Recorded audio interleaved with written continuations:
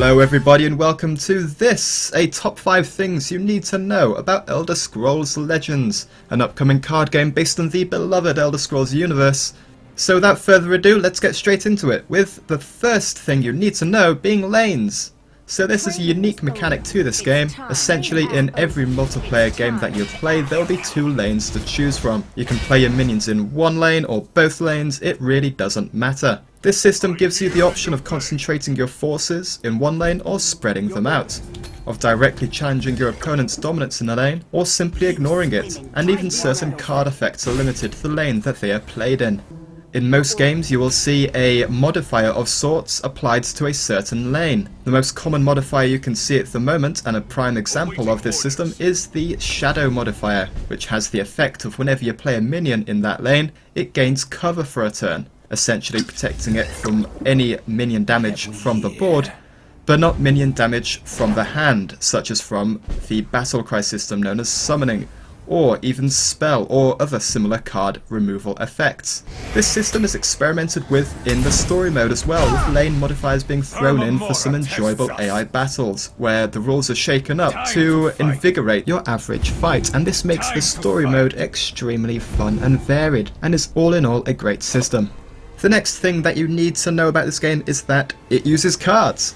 Who would have thought it? Basically, this can be split up into 4 different types of card, starting off with the most basic, minion cards. Now these are bodies that you can play on the board with a health stat and a power stat. Now based on these stats you can either trade into other minions, hit the opponent's face to do some damage directly to them, or defend your own board. Now minions do come often with additional effects that I will get into in the 4th segment of this video, but for now this will do as a brief explanation.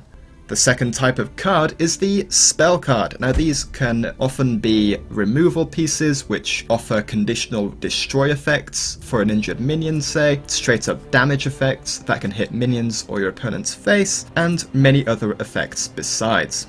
There are also pieces of equipment in this game that you can buff your own minions with by giving them these equipments. These range from weapons that often buff mostly attack with a slight amount of health, to armor which buffs largely health as opposed to attack, and cards that buff both health and attack equally. There are also support cards, which are cards that can be activated for a certain mana cost on one turn and then used once per turn later on until the charges are all used up. Okay, so let's go on to the next section, which will be runes. Yet another unique mechanic to Elder Scrolls Legends. Essentially, this rune system means that the first time you drop below a certain amount of health, and this can happen multiple times before your health goes to 0, you draw a card. So if your opponent is playing aggressively and attacking your face, you will be essentially given multiple chances to stem the aggression by drawing additional cards from your deck, and potentially multiple answers. What this means is that it makes the aggressor in any matchup think twice before attacking face, as it could well mean that you are given additional chances to draw into what you need to take back the game in your favour. Now there are also multiple cards that synergize with this rune system, and these are known as prophecy cards. This is a particular line of card text that I will be getting into in the next section, which will be all about minion text and effects. So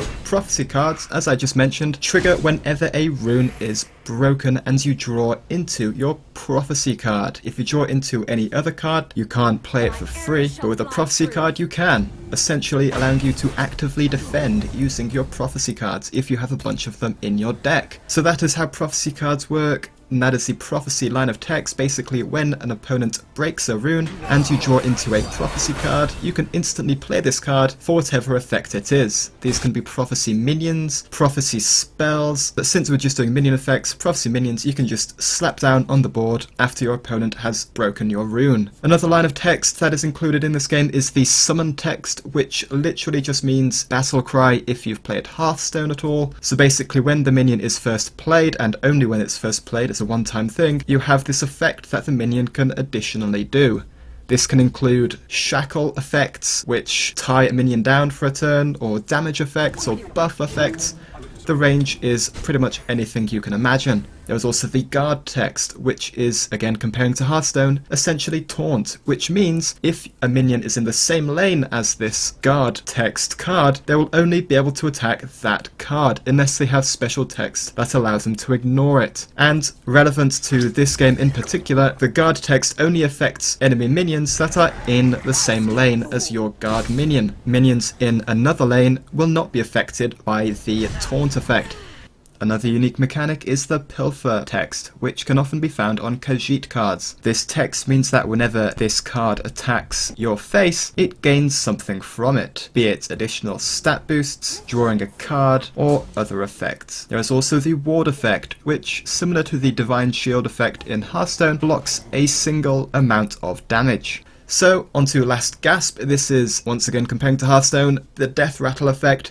When a minion dies, be it on your turn or your opponent's turn, they trigger an effect, which can be pretty much anything from card draw to random damage to buffing another creature. And then there's lastly Charge, which, as you imagine, just means a creature can charge straight into battle and attack the same turn that it is played.